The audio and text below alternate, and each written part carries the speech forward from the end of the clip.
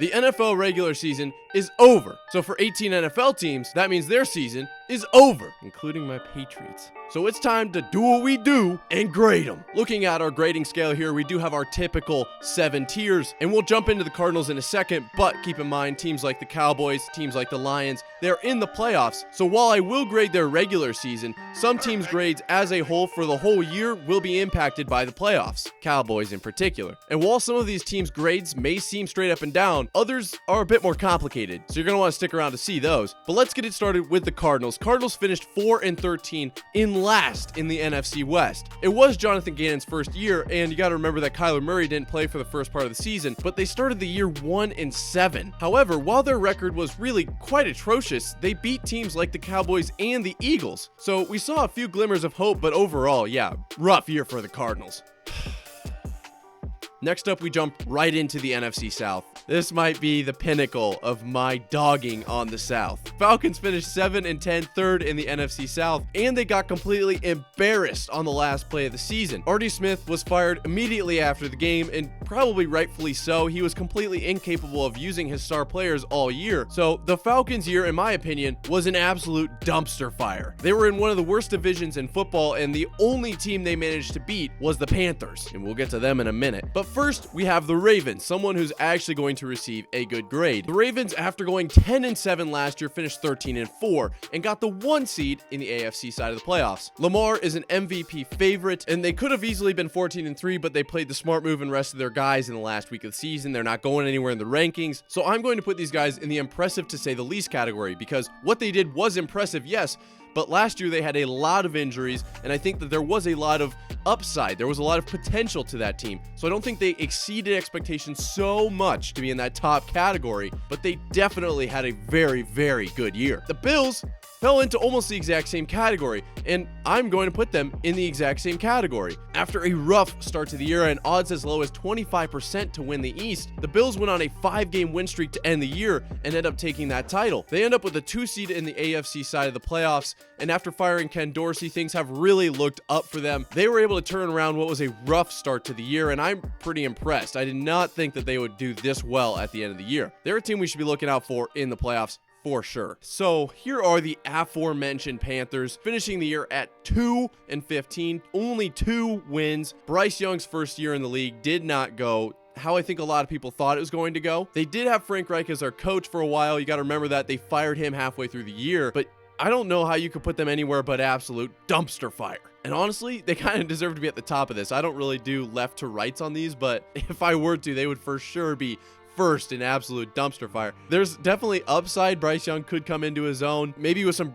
coaching changes, things will look up, but yeah, things are not looking good in Carolina. Next up, we have the Big Bad Bears, and this one's an interesting one because in my opinion, I'm not really sure what to think. I guess they were good, but maybe they just weren't bad. They finished 7-10 somehow, but after Justin Fields came back from injury, they went 4-3, which is like not good, but also not bad. Well, I guess it's kind of bad by some team standards. If the Panthers were to go 4-3, it would have doubled their win total for the whole year. They do have the 1 pick in this year's draft. We'll see what they end up doing with that, because I honestly thought that Justin Fields looked pretty solid at the end of the year. But just looking at this season, 7-10 for the Bears is really not the end of the world. I guess it was okay. Speaking of okay, we have a team that was okay, but their expectations were a little bit higher. I'm going to put the Bengals in the few glimmers of hope, largely because Joe Burrow did start and end the year injured. They did finish 9-8, which is 4th in the AFC North, but you have to remember this is the first time a division has all 4 teams with a winning record since like 1935. Jake Browning did look solid. I think he'll have a job in the future. It just wasn't enough, and I think that while their championship window is closing, we need to grade this team as they need to be turning things on for sure. They have some glimmers of hope, but otherwise, not a great year. So while they did not have a great year, this team, another AFC North team, had an unbelievable year. The Browns did better than anyone could have expected. I know going into this year, their expectations were not that high. And then the quarterback they paid an ungodly amount of guaranteed money to goes down. Deshaun Watson was only the passing leader for the Browns in 3 games this season. They cycled between Deshaun Watson, PJ Walker, Dorian Thompson-Robinson, before finally landing on Joe Flacco, who has turned this team around in a way that I cannot even begin to comprehend. Sitting at the 5 seed in the AFC side of the playoffs, the Browns are a dangerous team. Their defense has carried them through the year. Yes, they've had bad games, but golly, the Browns are dangerous right now. And I did not expect that from them at all. Honestly, Browns, right now, top of my list. They won't be at the top the whole video, though, so who could top them? I'll tell you who's not topping them. It's the Cowboys. The Cowboys had a bit of a weird year. They did end up with the 2nd seed. Sorry. Ongoing battle back here. God damn. They did end up with the 2nd seed, so they continued the tradition of a new NFC East champion every year, and therefore got home field advantage through most of the playoffs. Dak looked a lot better than past years. Their defense looked really solid without a Trayvon Diggs. And yes, their regular season was really good, but it's really good every year. They didn't look very good on the road, so that's going to knock their grade a little bit.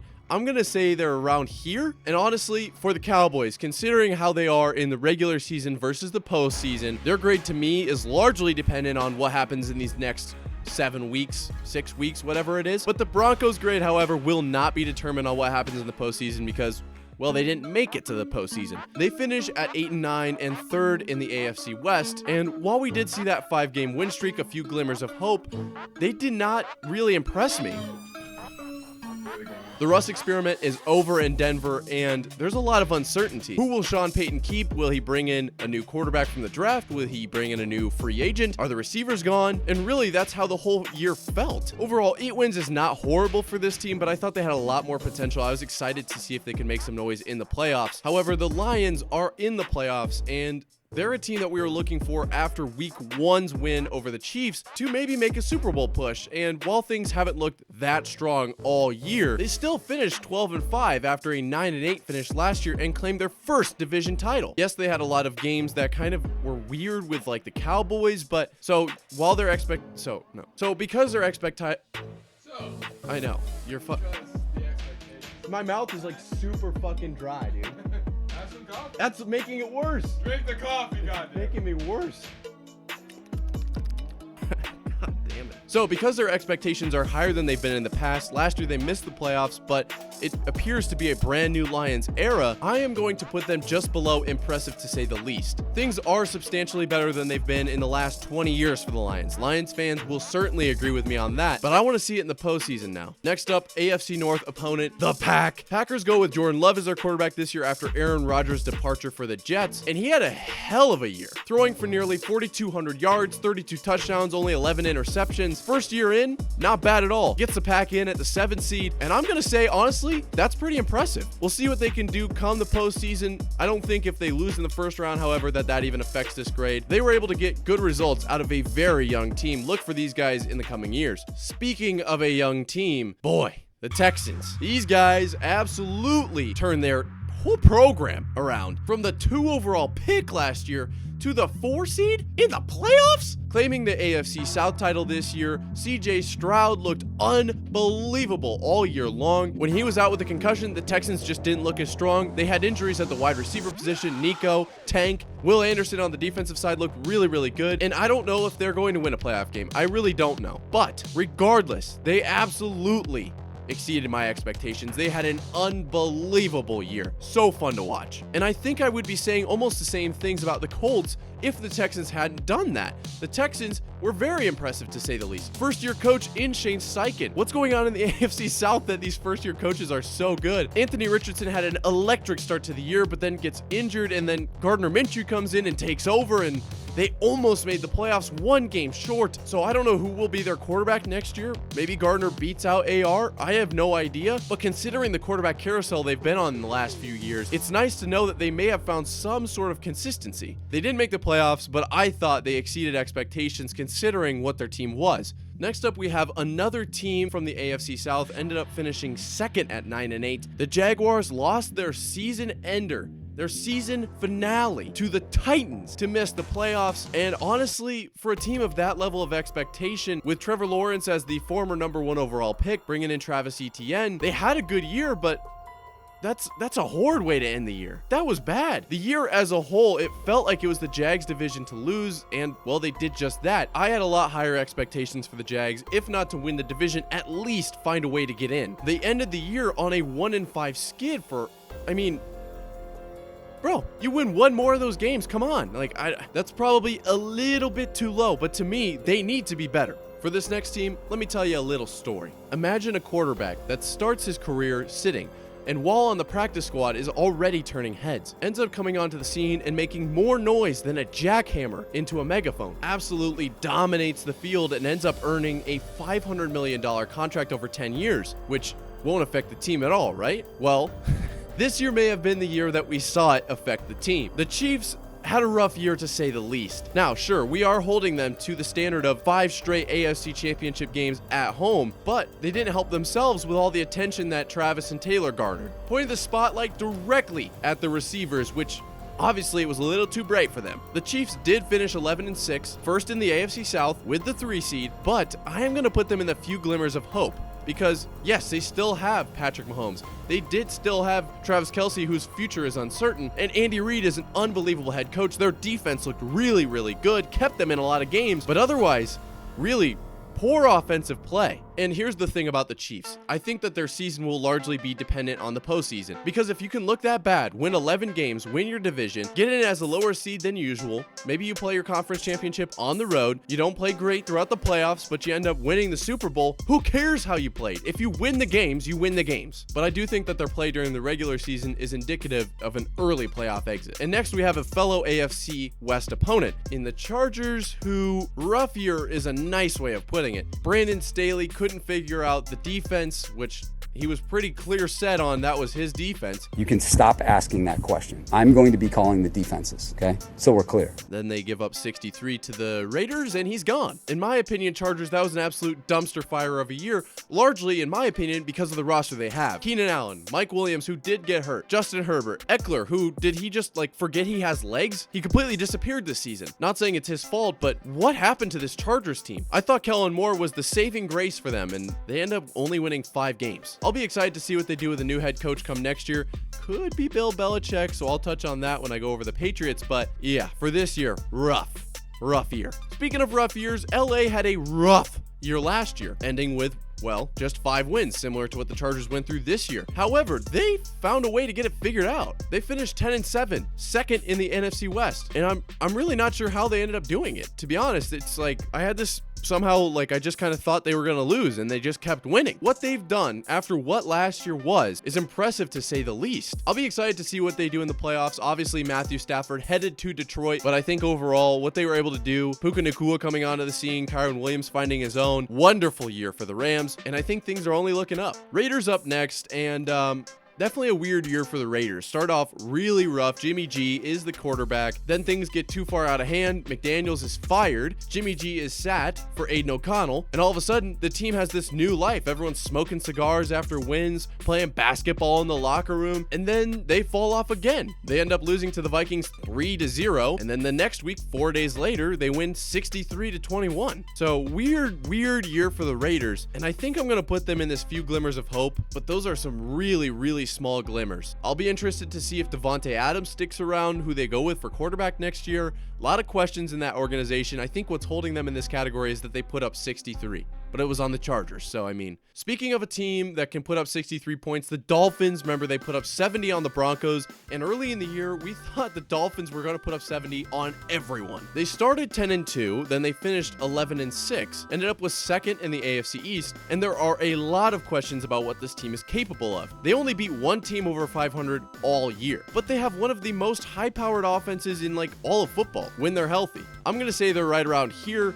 Obviously, they're better than the Bears, but I mean, the Cowboys were the only team over 500 they beat, and it was at home. Cowboys on the road were dog. So I guess we'll see what happens in the postseason for them, but their regular season definitely could have gone a lot better. We touched on the Vikings just a little bit ago with their loss to the Raiders 0-3, and it was an injury-ridden year for the Vikings. I feel for you Vikings fans out there. Kirk tears his ACL. JJ, who sat out for quite a few games, ended up coming back at the end of the year. TJ Hawk ends up tearing his MCL, I believe it was, and they end up at 7-10, third in the NFC North. I do think there are glimmers of hope on this team. I really do. I think if Kirk comes back, or maybe they pick a different quarterback, quarterback. Justin Jefferson, TJ Hawkinson had unbelievable years, but this year was just not good. It was not their year, and that's fine. Last year, they won like every single game that was by one score, and it did not pan out the same way this year. Speaking of panning out, the Patriots, whatever the opposite of panning out was, that's what we did. They ended up 4-13, last in the AFC, and they have the 3rd overall pick, which that I am excited about. It was the first year I've ever rooted for Patriots to lose, but to say this year was anything besides an absolute dumpster fire that would just be wrong. It'd be wrong. We couldn't figure out our quarterback situation. Was it Bailey Zappi? Was it Mac Jones? Then we go with Bailey Zappi because I think we just embraced the tank. Our wide receiver room was like really bad. Our defense was really, really good. Don't get me wrong. We were only giving up like 10 points, but when your offense can't score more than 3, it's not really worth much. Obviously, before I talked about Bill Belichick maybe going to the Chargers. I don't know if he'll be in New England next year. If he is, I wonder if he'll be the GM or not. A lot of questions. Not really sure what to think about next year. If Bill's a GM, we're going to end up with a punter at our 3rd overall pick. I'm speechless. I'm hoping this team can turn it around, but this year was horrid. Worse than horrid. They don't even get to be in that category. Next up, we have the Saints, who had an interesting year. Really, everyone from the NFC South had an interesting year. Getting Jamal Williams his touchdown on the last play of the season garnered a lot of attention. Saints fans, I hear you. I know you guys are calling for Dennis Allen's job. You want him out of there. He thinks he's coming back. But for this regular season, Jesus, that was horrid. I mean, it's the NFC South. I'm going to say that. I shouldn't be too surprised by that, but bad year for the Saints. Next up, the Giants ended up 6-11 after a Danny Dimes ACL tear, the guy they paid $40 million a year to. And then Tommy DeVito comes in and he's, Tommy Cutlets and Gabagool. And it was overall a really weird year. And I'm just going to say it was bad. I'm just going to leave it at that. The other New York team, we're going to get on a bit of a streak here. Horrid year. There's no way that you should have had that many quarterback issues this year. Really? Come on. Played Zach Wilson like way too long. Then it was Trevor Siemian. Then it was like just no one could figure out what's going on in that quarterback room, let alone in the whole team. Jets defense, unbelievable, but they couldn't figure it out on the offensive side of the ball. Finish up 7-10, 3rd in the AFC East. I think all Jets fans can agree we're looking forward to next year, but this year was just bad. Let's just look past it, draft some, good players and move on. Speaking of moving on, seems like the Eagles moved on from their championship team last year, especially if you look at their second half of the season. They started 10-1 and did not get to 12 wins. They finished the year 1-5, looked really bad. So there are glimmers of hope, and I think that's really all that there is, but I'm not going to put them in the same category as the Cardinals or the Broncos or the Bengals. Like, come on, let's be a little smarter than that. They're going in this good, I guess. Like, they started 10-1, but what happened at the end of the year? We'll see what happens in the postseason. If they end up with a first-round exit, they're going to have a lot of things that they need to look at come the offseason. Next up, we have an unexpected playoff team. Mike Tomlin ends up with his 17th straight winning season, going 10-7. They end up at 3rd in the AFC North, but I've already talked about how tough that division was, and I'm going to put these in the same category as like the Cowboys and the Lions, not because I think that they're the same caliber team. I don't think they are. However, I do think they can beat just about anybody. It's more about I did not expect them to overcome adversity in the way they did and sneak into the playoffs. This is why I had Mike Tomlin at his own tier in my head coaches video. If you missed that, check it out. I don't know which corner it's going to be in, but it'll be up there. They just find a way to win, and I would not be surprised if they end up with a first round upset. Speaking of upsets, the Seahawks really had a weird year because they did upset some good teams. They beat the Eagles and the Browns. I guess how good are the Eagles? But in my opinion, the Browns are really good. But looking at their schedule, they went 9-8, but they're in the NFC West, so they had to play the Rams twice and the Niners twice, lost all 4 of those. Then they had the Ravens and the Cowboys, understandable losses, and their only other 2 losses were to the Bengals and Steelers. So while they kind of got screwed with their schedule, I don't think they're a horrible team. Realistically, I think these guys need to be up higher. I think we need to look at the Seahawks in a positive light. That's all I'm trying to say. 49ers, putting them on this scale is going to be tough because I don't think anybody expected them to have the great year that they did with Brock Purdy, but also they have Debo, Brandon Ayuk, Christian McCaffrey, George Kittle. Like, they have a star-studded roster and their defense is unbelievable. So I'm not going to put them in the better than anyone expected because I think a lot of people expected them to be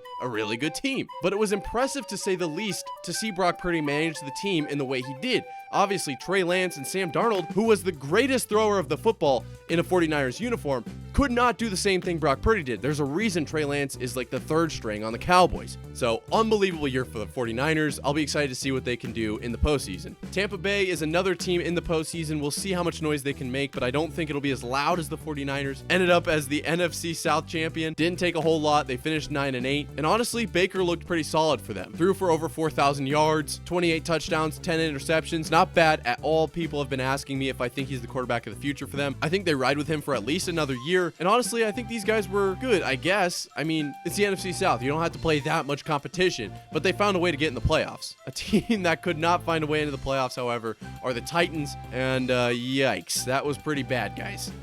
It was Derrick Henry's last year. We'll see what they do at the running back position. Maybe Mike Vrabel's not the coach there anymore. A lot of questions coming out of the Tennessee camp. We'll see what they end up doing, but this year was just quite bad, period. That's all there is to that one. And last up, the Commanders. They never really found their footing this year. They ended up 4-13. They did have to play the Eagles and the Cowboys twice, and also Ron Rivera had that weird stint of like saying really weird things, who he is now fired. But the Commanders have the 2 picks, so it will be maybe possible to get things turned around for next year. Sam Howell looked okay. Honestly, he made a couple really good plays. We'll see if they can get things turned around, but for this year, I think it's fair to say things were an absolute dumpster fire in Washington. Thank you so much for watching to the end of the video. If you liked the football talk, or it's not even Fortnite anymore, or the gaming in the back, be sure to hit like and subscribe down below to let me know that you like this stuff, and I will see you guys in the next one.